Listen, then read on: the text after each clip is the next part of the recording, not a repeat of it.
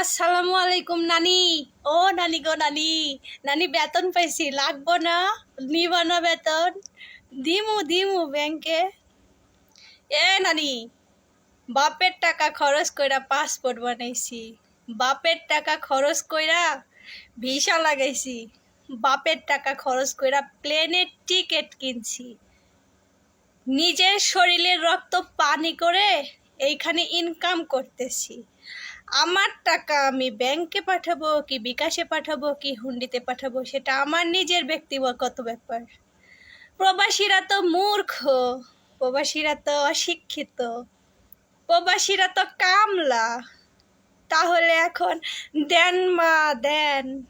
আর 2 দিন পরে ওই যে বলা লাগবে, একজন বলবে আল্লাহ নবীজির নাম, আরেকজন বলবে 2টা টাকা দিয়ে যান।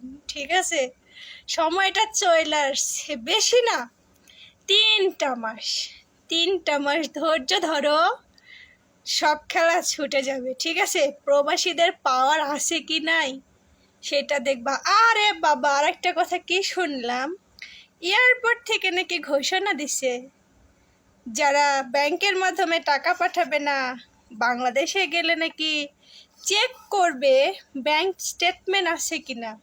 এ নানি শোন, একটা কথা বলে রাখি, আমার যে ভাইরা, প্রবাসী ভাইরা যারা বিয়ে করছে না, হ্যাগরে বউ বাংলাদেশ থেকে নিয়ে আসামু।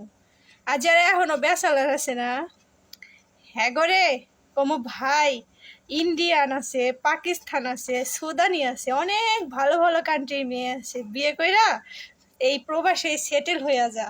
দেশে গিয়ে কি করবি?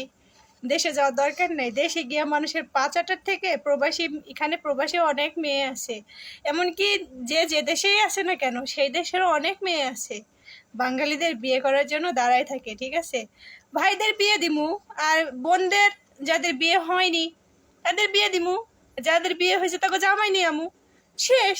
বাংলাদেশ এয়ারপোর্টে গিয়ে নিজে ইনকাম করব, নিজের বাবার টাকা খরচ করে প্রবাসে আসবো, আর তোকে কাছে হিসাব দিতে হবে আমার যে আমি কয় টাকা ইনকাম করছি, কয় টাকা খরচ করছি। কে রে ভাই, তোরে তো আমি চিনি না।